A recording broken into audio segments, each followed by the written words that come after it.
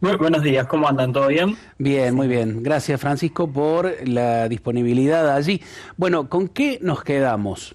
Porque hay como tres noticias importantes, ¿no? El 2,7, que es un aumento respecto de lo que había marcado noviembre. El gran descenso de la inflación respecto a 2023, o bueno, esa diferencia que hay, ¿no? Entre lo que marcó 2023 y 2024. ¿Cuál te parece que es el dato más importante a tener en cuenta aquí? Un poco para la consideración de todas las personas. Sí, que desmenuzando de a poco, porque en realidad los tres son importantes, Ujú. pero también, es decir, empiezo por el último en la cuestión del 2023 contra 2024. Particularmente lo que sucedió en vez era un año electoral. Al ser un año electoral estaba asignado principalmente por lo que podía decir uno u otro candidato, y generalmente lo que tiende a suceder es el mercado, ya sea financiero o también los tenedores de comercios o distintos otros rubros, lo que tienden a hacer es ir moviéndose en base a las expectativas que se generen alrededor del candidato que pueda ganar. Ujú. Milei, de agosto, era el candidato que decía que iba a dolarizar, que el peso era excremento, entonces básicamente todo el mundo empezó a pasarse al dólar o empezó a aumentar drásticamente los precios para cubrirse en una eventual dolarización, dado que para dolarizar en ese momento había que devaluar más de 300%, no recuerdo exactamente cuánto, pero había que hacer una evaluación muy drástica, más drástica de la que hizo en diciembre. En esa línea, también hay que recordar que Milei devaluó al final de su mandato, o perdón, al final del mandato de 2023, al comienzo de su mandato, Ah, en alrededor del 118%. Es ujú. decir, la inflación de diciembre fue 25,5%, y que eso elevó bastante más lo que venía siendo la inflación de todo 2023. Claro. Y por el otro lado, en 2024 hay con ciertas grandes cuestiones. Milei utilizó dos anclas principalmente para que la inflación se reduzca.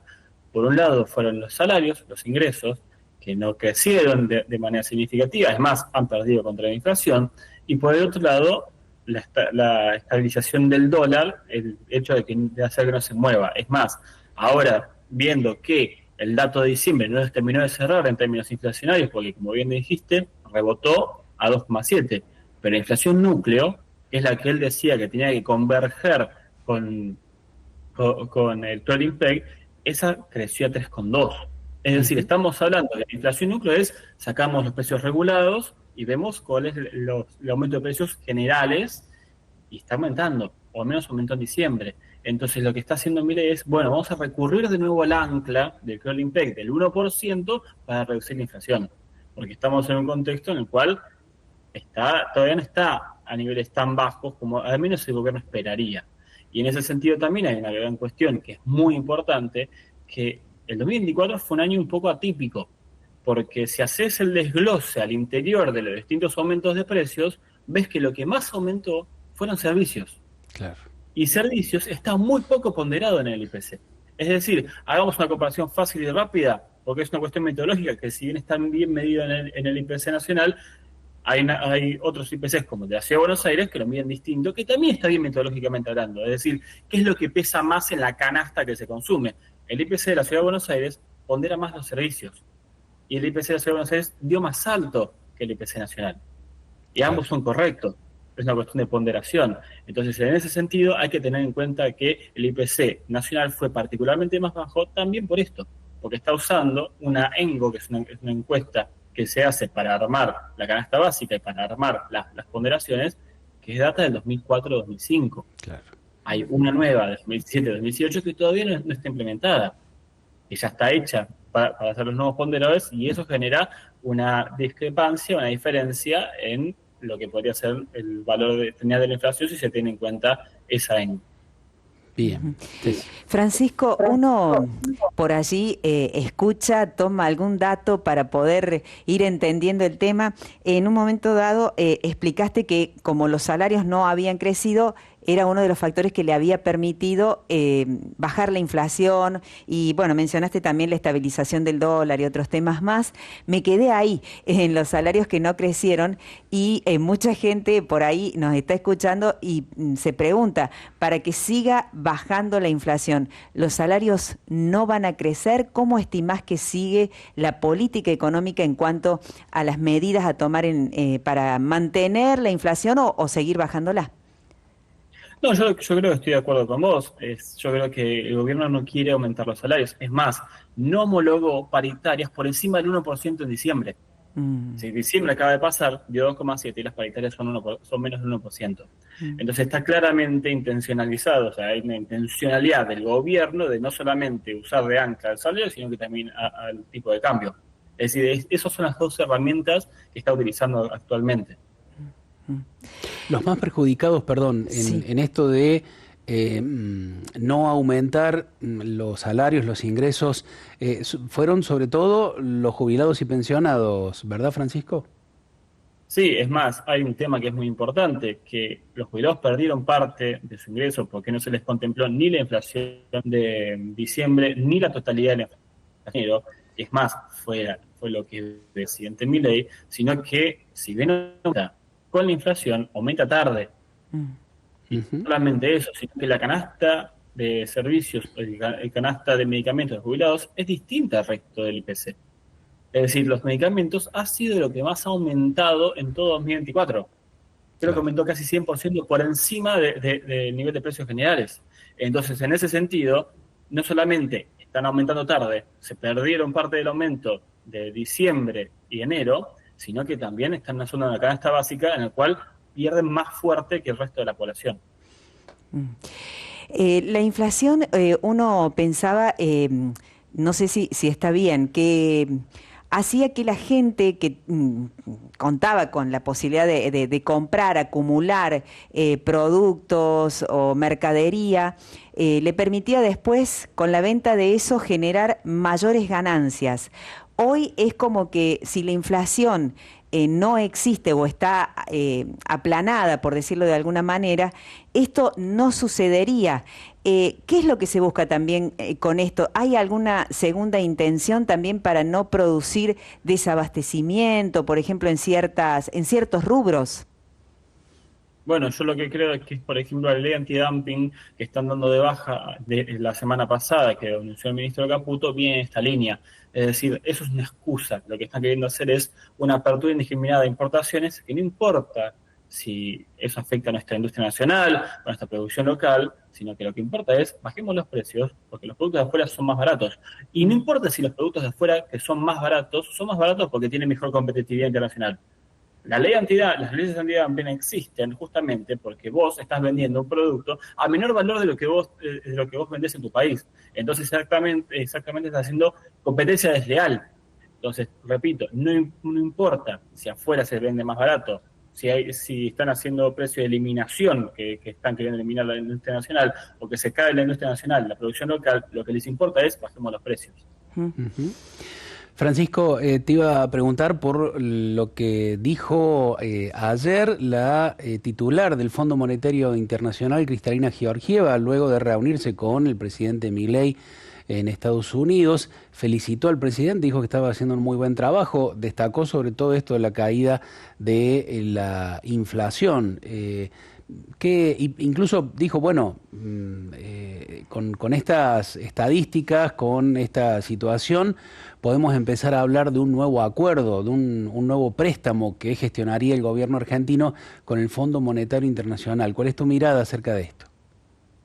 Mira, yo a priori lo que considero es que obviamente Cristalina Georgieva está muy de la mano de Javier Milei porque hizo lo que quiere siempre que haga el Fondo Monetario Internacional, que es hacer superávit fiscal.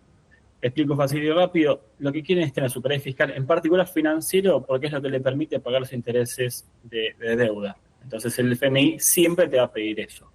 Por otro lado, la estabilización con la baja de la inflación y la estabilización del dólar también lo beneficia porque le da seguridad en ese sentido. Pero al mismo tiempo, si bien anunció que quiere hacer un nuevo acuerdo, en realidad ya estaba anunciado desde que la victoria de Trump, creo que ese es el factor principal, porque al fin y al cabo fue Trump el cual está dando el visto bueno para hacer un nuevo préstamo, porque si vamos al estatuto del FMI no deberían hacerlo. hay una preocupación que manifestó Georgieva, que es el tipo de cambio está atrasado.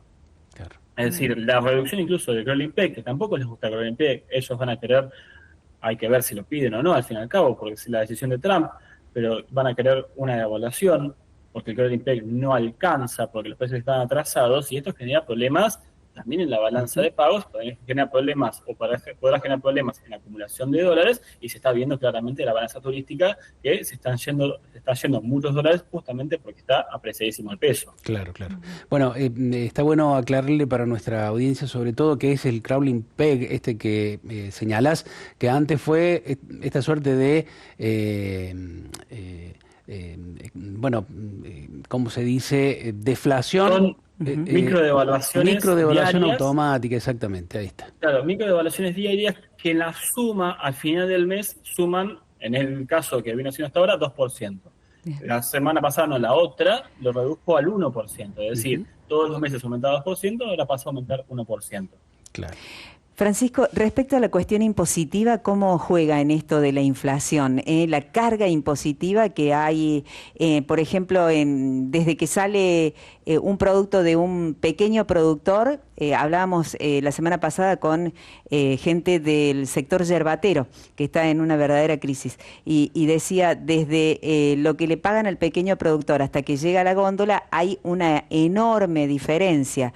Y todo, bueno, se podría explicar, ¿no?, en lo que es la cadena de distribución, pero también la carga impositiva. Como en ese sector pasa a cada uno en su casa y diferentes sectores económicos también, ¿no? Sí, en efecto. Igual de todos modos, la cuestión impositiva es mucho más particular para cada sector. Pero más allá de eso, hay una cuestión que es muy importante que acabas de mencionar con respecto al sector yerbatero, que es un gran problema con respecto a, buenísimo, no solamente a las cargas impositivas, sino a la distribución del sector. Sí. Hay concentraciones económicas.